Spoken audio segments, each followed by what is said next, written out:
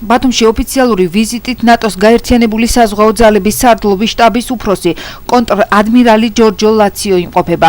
აღნიშნული ვიზიტი ერთხელ კიდევ ხაზს უსვამს ნატოს საქართველოს მჭიდრო თანამშრომლობას. როგორ აფასებს საზოგადოება ნატოს საქართველოს ურთიერთობას და არის თუ არა ქვეყნის უსაფრთხოების გარანტი, აღნიშნულ საკითხთან დაკავშირებით დღის ამბების ჯგუფმა გამოკითხვა ჩაატარა.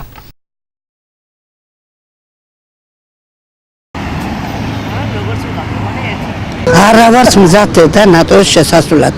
ნამდვილად არა ვარ. ხო.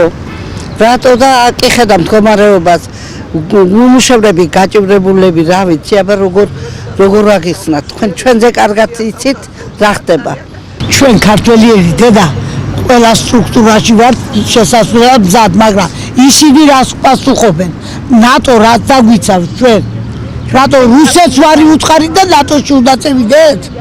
სულ შუნება იქნება და ყველაფერი იქნება და რუსეთი დაბუნება იქნება და ყველაფერი. ბატონო, მე დიდი სიამოვნებით მინდა რომ შევიდე.